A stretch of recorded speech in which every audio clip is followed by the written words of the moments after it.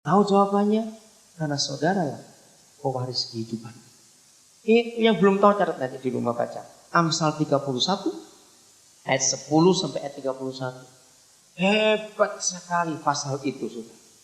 Sungguh seluruh dunia mengagumi pasal itu. Karena Salomo adalah orang pertama yang pernah nulis soal perempuan. Amsal 31 ayat 10 sampai 31. Nah, dalam suatu diskusi berapa tahun lama sekali, mengapa Salomo bisa punya poin-poin penting soal perempuan? Saya jawab, ya terang aja karena dia laki-laki yang paling hebat di dunia. Istrinya 1000. Boleh nggak main-main itu. Nah, kalau bergaul dengan istri 1000, masa nggak pinter? Betul? Untuk mengenal perempuan itu, maka itu dia nulis. Jadi kalau sampai Amsal 31 ayat 10 sampai 31 ditulis oleh seorang namanya Salomo atau Sulaiman, itu karena memang dia sudah punya pengalaman betul.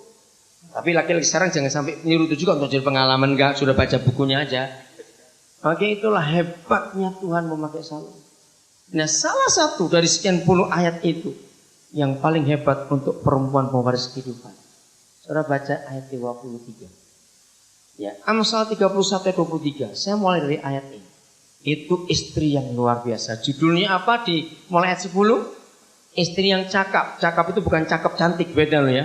Istri yang cakap terus siapa akan mendapatkannya? Jadi Salomo itu membandingkan 1000 istriku ini mana yang cakap, bukan cakap cantik ya. Artinya yang apa ya, bisa cekatan, bisa apa saja. Maka itu dia tulis luar biasa. Silakan dibaca 23. Apa hubungannya istri yang cakap dengan suami? Saya beri tulis ayat 23 seperti ini. Suaminya dikenal di pintu gerbang. Apabila suaminya duduk dengan para tua-tua negeri. Yang belum menikah, beritahukan kepada anak-anak kita juga. Kalian besok kalau mau nikah, laki-laki inilah persyaratan. Zaman dulu itu begini, negara itu cuma satu kota.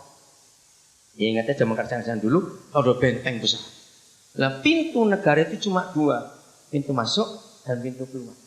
Sehingga kalau perang mereka nggak sulit, nggak ketakutan serang musuh karena langsung tutup aja 2 pintu itu. Nah, di pintu masuk itu dulu sistem douane, ya, penjaga barang keluar masuk dan urusan imigrasi untuk mengetahui tamu-tamu yang masuk itu dulu dijabat oleh para tua-tua atau penatua. Nah, itu dipakai oleh gereja sampai saat ini. Ada istilah penatua kota, penatua negeri. Itu adalah gembala-gembala. Nah, yang boleh duduk di pintu itu hanya orang-orang terhormat. Tapi ada laki-laki lain yang boleh ikut duduk di tempat terhormat itu asal ini yang luar biasa, istrinya itu cakap. Mengapa manusia pada zaman dulu untuk memilih seorang penentu pengambil keputusan dalam satu negara, menerima tamu, siapa boleh masuk, siapa enggak boleh masuk, itu dilihat siapa istrinya. Hebat enggak? Mengerti katanya? 6 bulan setelah saya menikah, 6 bulan lebih, istri saya pulang dari satu pelayanan. Dia suka cinta, dia peluk saya, dia cium saya. Saya pikir, kamu tuh kenapa? Kaget juga saya ini. Kenapa? Saya bingung. Karena belum pernah selama sekian bulan kami menikah dengan alami seperti itu. Baru hari ini aku percaya kalau aku ini istrimu. Loh, saya kaget, dan sama ini gimana? Kenapa, saudara? Ternyata memang dia pernah ngomong kepada saya waktu kami mau menikah. Itu kan, dia tahu bahwa saya ini sudah pelayanan cukup lama. Jadi sebelum saya menikah dengan dia, saya sudah melayani itu selama 20 tahun. Maka itu ketika dia mau menikah, dia takut. Karena dia pernah dengar saya khotbah juga. Kenapa saya nggak mau menikah? Saya ini takut kawin betul-betul. Kenapa saya takut menikah? Maaf ya, ada istri gembala, saya mau cerita apa ada. Saya ini kalau pelayanan keliling kemana, di gereja-gereja di kampung-kampung desa di kota, nggak semua memang, tapi sebagian besar. Itu kalau jemaat datang kepada saya, mereka cerita, om itu baik, tapi lantai. Lah itu lama-lama saya jadi ngeri sendiri. Kalau saya besok salah kawin, mati nanti kita. Ngerti ilustrasinya? Memang saya lihat banyak istri pendeta yang gak disukai jemaat. Apalagi istri pendeta cemburuan, habis sudah kalau begitu. Betul enggak? Nah, karena kuping saya penuh dengan berita begituan, saya terus mikir, lebih baik gak kawin. Kalau saya salah, milih hancur pelayanan. Itu ketakutan saya. Nah, maka itu ketika dia pernah dengar saya khotbah, dia itu takut. Tapi dia nggak ngomong terus terang kepada saya karena dia tahu bahwa kami Tuhan menjodohkan. Dia juga diberitahu Tuhan, saya pun diberitahu Tuhan pernyataan lewat beberapa orang. Nah, sampai hari itu ternyata ayat ini yang dibahas oleh teman-teman saya di pelayanan di mana istri saya ada barang. Begini kata teman-teman saya. Setelah kau nikah dengan Cik Luis, istri saya ini, pelayanannya berubah, makin hebat, makin begitu. Itu pasti karena istri yang luar biasa. Itu pertama kali dia dengar dari mulut orang. Dan dia tahu yang ngomong itu teman-teman saya. Yang dari muda-muda jadi teman saya. Dan kalau mereka bicara maka itu dia pulang ketemu saya, sukacitanya luar biasa. Istri, di tangan istri seorang suami itu akan jadi. Katakan amin. Ini ayat, suaminya akan dikenal di pintu gerbang apabila dia duduk dengan tua-tua di pintu gerbang. Hebat. Iblis merusak hukum ini dengan cara apa? Suami nyakitin istri. Sekarang bagaimana istri bisa dukung suami? Suami model preman gitu. Ngerti istilahnya? Suami gaya preman gitu. Istri sakit hati terus.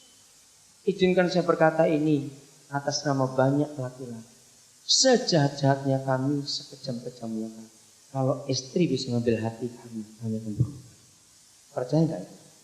Karena sekejam-kejamnya seorang laki-laki, sekeras-kerasnya hati seorang laki-laki, tetap akan luluh, akan leleh, akan hancur di tangan seorang istri yang bisa mewakili orang tua. Saudara, selama saya hidup, saya menemukan 100% kebenaran. Suami yang ganas, suami yang galak, suami yang keras, 100% karena orang tuanya. Jadi mertua saudara waktu dia masih kecil itu nggak disayang. Hari ini satu jiwa lagi saya bawa ke surga. Namanya Muhammad Nasib. Siapa dia? Supir taksi. Saya doakan di ruang kelas anak-anak dari sini. Dia nangis di sana. Tiba-tiba waktu saya masuk taksi itu tadi, anak saya Michael Herman yang cari taksi tadi dari itu. Saudara, Roh Kudus bicara kepada saya. Orang ini terluka. Sepanjang jalan saya bilang dengan cerita dengan dia. Dia kaget. Bapak bisa tahu semuanya itu. Saya katakan kamu mau cerai. Karena istrimu gak tahan dengan kamu. Betul. Tapi bukan karena kamu keras. Karena kamu itu diam. Istrimu itu bingung kalau ngomong sama kamu. Di taksi itu dia sudah ngusap air mata. Karena Roh Kudus beritahu kepada saya. Nah istrimu tuh gini ya, kamu tuh ngomong. Kamu tuh orang cuek. Dia kaget lagi. Dia itu anak bungsu. Saya bilang seharusnya kamu anak bungsu di saya. Kamu gak di saya. Ngusap air mata lagi. Jadi waktu saya peluk dia, saudara dia menunggak dari saya. Saya minta dia, Sabtu ini kamu balik dulu. Biar saya nangis. Saya sudah bertemu dia, saya kasih nomor telepon saya. Hanya karena itu. Ingat tadi prinsip Ibu Christine Heri. Kalau saudari sebagai istri bisa memeluk suami, menyempurnakan suami karena masa kecil. Karena bagaimanapun laki-laki itu tetap butuh perempuan. Karena itu yang dia alami dari dia jadi manusia sejak umur sehari dalam kandung. Jadi kalau suami ganas, istri jangan ikut ganas. Nanti anak-anak ikut 2 ekor orang ganas. Betul tidak? Kalau anak-anak jadi apa nanti ini? Saya sering mengajarkan ini pada banyak perempuan juga. Kalau suamimu gila, ibu jangan ikut Enggak.